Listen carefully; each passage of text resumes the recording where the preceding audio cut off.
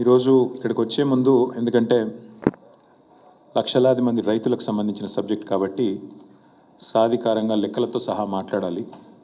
అందులో లెక్కలు మా లెక్కలో ఇంకో లెక్కలో కాదు, ఇంజనీర్ల లెక్కలు, సెంట్రల్ వాటర్ కమిషన్ లెక్కలు కూడా తీసుకొని రావాలి అని చెప్పి కొంత క్షుణ్ణంగా అధ్యయనం చేసే ఈ సమావేశానికి వచ్చినాం. ఇవాళ నేను మాట్లాడుతున్న సబ్జెక్టు రాజకీయపరమైన సబ్జెక్టు కాదు, ప్యూర్లీ రైతులు రాష్ట్ర ప్రయోజనాలకు సంబంధించిన సబ్జెక్టు. వాస్తవం ఏంటి అంటే ఈరోజు గోదావరి బేసిన్లో తెలంగాణ రాష్ట్రంలో మొత్తం 57 మీడియం మరియు మేజర్ రిజర్వాయర్లు ఉన్నాయి. వాటి యొక్క కంబైన్డ్ కెపాసిటీ మొత్తం తీసుకుంటే మీరు ఎస్ఆర్ఎస్పి నుంచి మొదలు పెడితే కింది దాకా మొత్తం తీసుకుంటే 418 టీఎంసీల కంబైన్డ్ స్టోరేజ్ కెపాసిటీ మొత్తం. కానీ ఈరోజు ఈ నిమిషానికి జూలై 11, నేను ఎందుకంటే లెక్కలు కూడా తీసుకున్నాను, జూలై 11 ఉదయం 11 గంటల లెక్క ప్రకారం తీసుకుంటే ఈరోజు ప్రస్తుతం ఈ 418 టీఎంసీ స్టోరేజ్ కెపాసిటీ ఉండే వివిధ రిజర్వాయర్లు చూసుకుంటే ప్రస్తుతం ఉన్న నీళ్లు కేవలం 94 టీఎంసీలు మాత్రమే, అంటే 23% మాత్రమే ఇవాళ నిండి ఉన్నాయి. అట్లాగే రాష్ట్రంలోని చెరువులు మొత్తం కలిపితే ఈ గోదావరి బేసిన్లో ఒక 253 టీఎంసీల కంబైన్డ్ స్టోరేజ్ కెపాసిటీ ఉంది. అందులో దాదాపు 50% పైగా అక్కడ కూడా ఖాళీ ఉంది. రిజర్వాయర్ల వారీగా లెక్క కూడా నాగరుంది. అంటే శ్రీరామ్ సాగర్లో ఎంత ఉన్నది, మొత్తం కెపాసిటీ ఎంత, అందులో ఇప్పుడున్న నీళ్ళు ఎంత, ఇన్ఫ్లో ఎంత, అవుట్ఫ్లో ఎంత, ఈరోజు ఉదయం 11 గంటల లెక్క, ఇది లేటెస్ట్ లెక్క. సో 77% ఇంకా ఖాళీ ఉన్నది. 77% ఇంకా మరి గోదావరి బేసిన్లో ఉండే ప్రాజెక్టులలో నీళ్లు లేవు. వాస్తవానికి ఏది ప్రాజెక్టులలో నీళ్లు లేవు. వాస్తవం ఏంటి అంటే ఇది నేను చెప్పడమో ఇంకొకరు చెప్పడమో కాదు, గౌరవనీయులు తెలంగాణ కోసం తెలంగాణ రాష్ట్రంలో ఇరిగేషన్ రంగంలో మరి దశాబ్దాలుగా పనిచేసిన తెలంగాణ విశ్రాంత ఇంజనీర్లు, రిటైర్డ్ ఇంజనీర్స్ అసోసియేషన్ వాళ్ళు డీటెయిల్డ్గా గౌరవ ముఖ్యమంత్రి గారికి ఒక లెటర్ రాశారు. ఎట్లా ఈ సమస్యను ఎట్లా అధిగమించవచ్చు, రాష్ట్రంలో ఉండే రైతులకు ఎట్లా మేలు చేయవచ్చు అంటూ తెలంగాణ విశ్రాంత ఇంజనీర్ల సంఘం పెద్దలు దీని అధ్యక్షులు శ్యాంప్రసాద్ రెడ్డి గారు, జనరల్ సెక్రటరీ వెంకటేశం గారు, అట్లాగే మదన్ మోహన్ గారు, వారంతా కూడా చాలా వివరంగా రాష్ట్రంలో వర్షాలు ఏంటి, జలాశయాల పరిస్థితి ఏంటి, ప్రభుత్వం ఎట్లా ఇప్పుడున్న ఈ పరిస్థితిని ఎట్లా అధిగమించవచ్చు అంటూ పాపం వాళ్ళు చాలా ఫికర్తోని, చాలా బాధతోని, చాలా ఆర్తితోని వాళ్ళు డీటెయిల్డ్గా లెటర్ రాశారు. రాసి అందులో స్పష్టంగా 2 విషయాలు చెప్పారు. నేను మిగతా అన్ని విషయాల లోపలికి నేను పోను, కేవలం వారు చెప్పిన ఒక 2 ముఖ్యమైన విషయాలు మాత్రం నేను చెప్తాను. అందులో నెంబర్ 1 విషయం వారు చెప్పింది ఏంటి అంటే మేడిగడ్డ బ్యారేజ్కి అట్లాగే కన్నెపల్లి పంప్ హౌస్కి మధ్యన దాదాపు 14 కిలోమీటర్ల పైచిలకు గ్యాప్ ఉన్నది. గోదావరి నది మీద మేడిగడ్డ బ్యారేజ్ ఎక్కడుందో అట్లాగే మీరు కన్నెపల్లి పంప్ హౌస్ తీసుకుంటే 14.5-15 కిలోమీటర్ల పైన గ్యాప్ ఉన్నది. ఇక్కడ స్పష్టంగా నేను చెప్పేది, ఇది నేను చెప్పడం కాదు, ఇక వాళ్ళు రిటైర్డ్ ఇంజనీర్లు కూడా చెప్తున్నది, నా మాట కాదు. రేవంత్ రెడ్డి గారు దయచేసి అర్థం చేసుకోవాలని కోరుతా ఉన్నాను. మేడిగడ్డ బ్యారేజీలు మేడిగడ్డ బ్యారేజీలు మూయకుండానే యథాతథ స్థితిని కొనసాగిస్తూనే కన్నెపల్లి దగ్గర నదీ ప్రవాహం 93.5 మీటర్లు నమోదైతే మరి వెంటనే కన్నెపల్లి పంప్ హౌజు మోటార్లు ఆన్ చేయవచ్చు. ఇది నేను చెప్తలేను, తెలంగాణ రిటైర్డ్ ఇంజనీర్స్ అసోసియేషన్ వాళ్ళు డీటెయిల్డ్గా అధ్యయనం చేసి వారు చెప్తున్న మాట. ఈరోజు ఈ నిమిషానికి నేను మళ్ళీ తెలుసుకునే చెప్తున్నాను. 11 గంటలకు ఇవాళ అక్కడ ప్రవాహం ఎంత ఉంది కన్నెపల్లి దగ్గర అంటే 93.5 మీటర్లకే మీరు అక్కడ పంపులు ఆన్ చేయొచ్చు. ఇవాళ ఈ నిమిషానికి అక్కడ 96.79 మీటర్ల మీదికెళ్ళి గోదావరి నది ప్రవహిస్తూ ఉన్నది. అంటే మేడిగడ్డతో సంబంధం లేకుండానే, మేడిగడ్డ బ్యారాజ్ను ఆ గేట్లను ముట్టకుండానే, దించకుండానే, కనీసం వాటి విషయంలో ఏమి చేయకుండా యాజ్ ఇట్ ఈస్ ఉంచుతూనే మీరు బ్రహ్మాండంగా నీటిని పంపింగ్ చేయవచ్చు.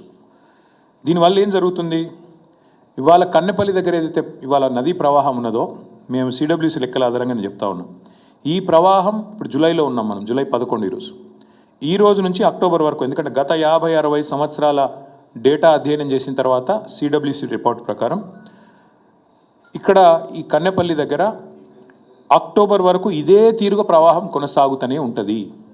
అంటే ఈ రోజు నుంచి అక్టోబర్ అంటే 100 రోజులు. ఈ 100 రోజులు అంచనా వేస్తే రోజుకు 2 టీఎంసీల లిఫ్టింగ్ కెపాసిటీ కర్నేపల్లి పంప్ హౌస్ నుంచి కేసీఆర్ గారి నాయకత్వంలో మేము ఆ రోజు నిర్మాణం చేసినాం. అంటే రోజుకు 2 టీఎంసీలు 100 రోజులు అంటే 200 టీఎంసీలు. 200 టీఎంసీలు కనుక మనం చూసినట్టయితే total storage capacity on Godavari మొత్తం చూస్తే మీరు 418 టీఎంసీ, ఇప్పుడున్న దానిలో 94 టీఎంసీ. అంటే ఇంకొక 100 రోజులు లిఫ్టింగ్ చేస్తే 200 టీఎంసీల నీళ్లు లిఫ్ట్ చేయొచ్చు. దాంతో ఏమవుతుంది? మిడ్ మానేర్ నిండుతుంది, లోవర్ మానేర్ నిండుతుంది, ఎస్ఆర్ఎస్పి నిండుతుంది, మల్లన్న సాగర్ నిండుతుంది, కొండపోచమ్మ సాగర్ నిండుతుంది, అనంతగిరి రిజర్వాయర్ అది నిండుతుంది, మలక్పేట్ రిజర్వాయర్ నిండుతుంది, బస్వాపూర్ రిజర్వాయర్ కూడా నిండుతుంది. మొత్తం ఈ గోదావరి బేసిన్ అంతా సస్యశ్యామలం చేసే అవకాశం ఇవాళ ఈ రాష్ట్ర ప్రభుత్వానికి ఉంది అంటూ నేను, మా మధుసూనాచారి గారో, మా ప్రశాంత్ రెడ్డి గారో, మా రాజయ్య గారో, మా రమణారెడ్డి గారో చెప్పట్లేదు, చెబుతున్నది తెలంగాణ రిటైర్డ్ ఇంజనీర్ల సంఘం. దశాబ్దాలు తెలంగాణ కోసం పరితపించిన వాళ్ళు, దశాబ్దాలు ఈ ఇరిగేషన్ రంగంలో అనుభవం ఉన్నవాళ్ళు, వాళ్ళు చెప్తున్న మాట స్పష్టంగా మీరు నీళ్లు లిఫ్ట్ చేయవచ్చు మేడిగడ్డ ముట్టకుండానని చెప్పి స్పష్టంగా చెప్తా ఉన్నారు. అయితే ముఖ్యమంత్రి గారికి కొన్ని బేసిజాలు అడ్డం వస్తూ ఉన్నాయి. వారికి నేను ఇంకొక మాట కూడా చెప్తా ఉన్నాను.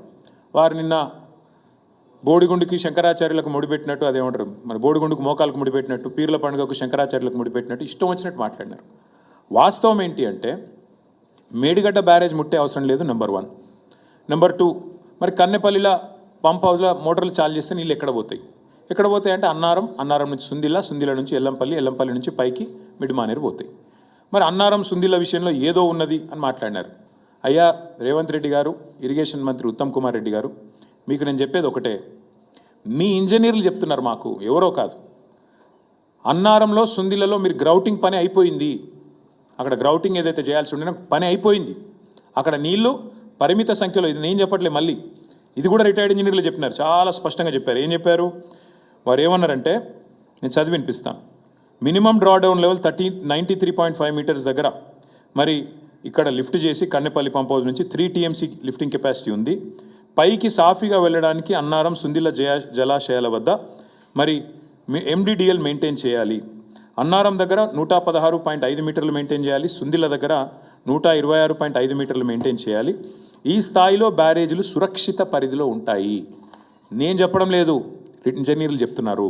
అట్లాగే వాళ్ళు ఇంకో మాట అన్నారు, 3 పంపింగ్ స్టేషన్లు ఒకటేసారి కన్నెపల్లి కానీ పైన ఉన్న 2 పంపింగ్ స్టేషన్లు కానీ సమన్వయంతో పనిచేస్తే, లక్ష్మీ, సరస్వతి, పార్వతి 3 పంపింగ్ బరాజులు, పంపింగ్ హౌజులు పనిచేస్తే అన్నారం జలాశయంలో సుమారు 5.1 టీఎంసీ, సుందిళ్లలో సుమారు 3.78 టీఎంసీ, మొత్తం కలిపి 8.8 టీఎంసీల వరకు వెంటనే నిల్వ ఉంచవచ్చు.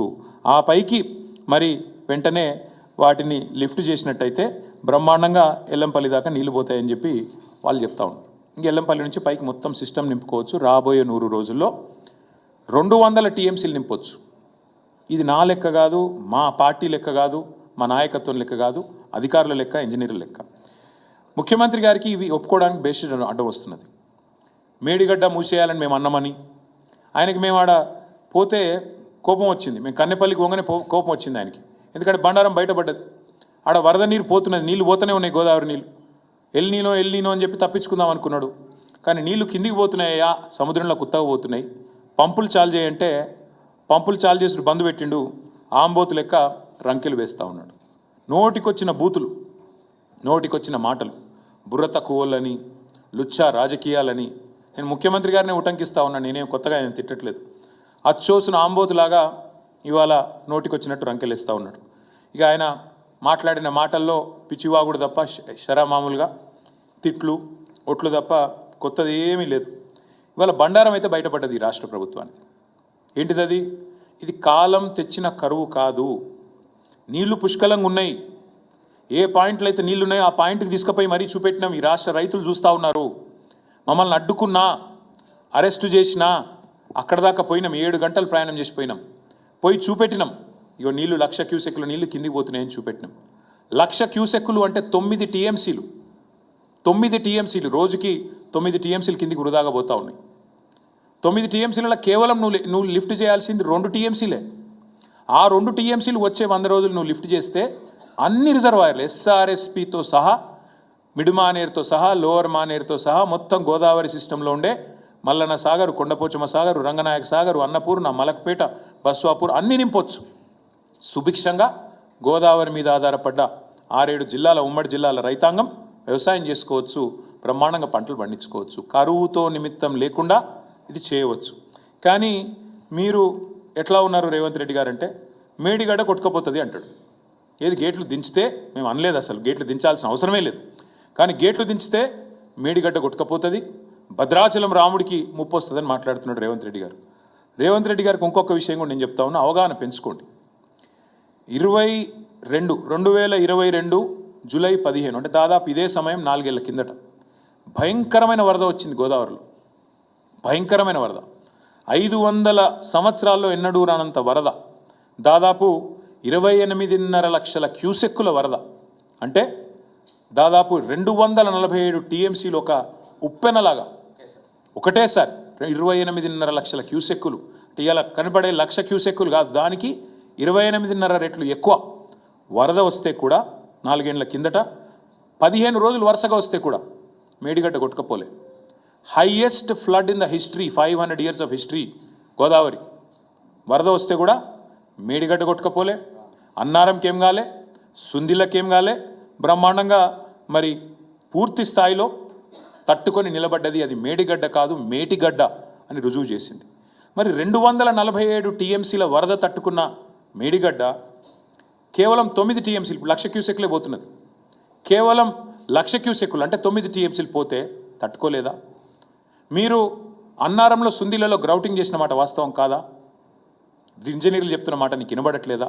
ఇది వాస్తవం కాదని నేను అడుగుతా ఉన్నాను. అంటే ఈ సిగ్గు లేకుండా అసలు మేము బ్యారేజ్ మేడిగడ్డను ముట్టుమనే అంటలేం, గేట్లు దించుమనే అంటలేం, అది పోతున్నది 1,00,000 క్యూసెక్కులు. ఆనాడు మరి 15 రోజుల పాటు 247 టీఎంసీల నీళ్లు రోజు వచ్చినా తట్టుకున్న భద్రాచలం ఇవాళ 9 టీఎంసీలకు 1,00,000 క్యూసెక్కుల ప్రవాహానికి కొట్టుకపోతుందంటే నువ్వు పిచ్చోనివా మంచోనివా, నువ్వు ఏంటిది నువ్వు అనేది ఒకసారి రాష్ట్ర ప్రజలే, రాష్ట్ర రైతులే ఆలోచన చేయాలని చెప్పి నేను కోరుతాను. ఇది నా లెక్కలు కాదు, ఇది కూడా సిడబ్ల్యూసి లెక్క అని చెప్పి కూడా నేను మీకు విజ్ఞప్తి చేస్తా ఉన్నాను. అట్లాగే ఇంకొక మాట కూడా మీకు చెప్పాలి. ఇప్పుడు ప్రజల్ని భయపెట్టడానికి, ప్రజల్ని భయభ్రాంతులకు గురి చేయడానికి, కాళేశ్వరం మీద మామూలుగా బురద జల్లడానికి పనికి మాలిన మాటలు మాట్లాడుతున్నాడు. ఏమంటాడు? 2022 వరదల ఫోటోలు చూపెట్టి అప్పుడు కన్నెపల్లి పంప్ హౌస్ మునిగింది అని చెప్పి అడ్డమైన మాటలు మాట్లాడుతున్నాడు. నేను వారికి చెప్పేది ఒకటే, ఇప్పుడు రెడీగా కన్నెపల్లిలో బటన్ నొక్కితే మోటార్లు పనిచేస్తాయి, పంప్ హౌస్ మంచిగా ఉంది, పాపం ఇంజనీర్లు కష్టపడుతున్నారు, నువ్వు పట్టించుకోకపోయినా వాళ్ళు మెయింటైన్ చేస్తున్నారు. ఒకవైపేమో నీళ్లు లేక రైతులు ఏడుస్తుంటే అదో విషాదం అనుకుంటే, నువ్వేమో ఒక పైశాచిక ఆనందంతో, సాడిస్టిక్ ప్లెజర్తో నీళ్లు ఉండి నీళ్ళు ఎత్తక మా మీద కోపంతో ఇష్టం వచ్చినట్టుగా వ్యవహారాలు చేస్తూ ఉన్నావు. మరిన్ని అప్డేట్స్ కోసం ఛానల్ను సబ్స్క్రైబ్ చేయండి. నోటిఫికేషన్స్ కోసం బెల్ ఐకాన్ పై క్లిక్ చేయండి.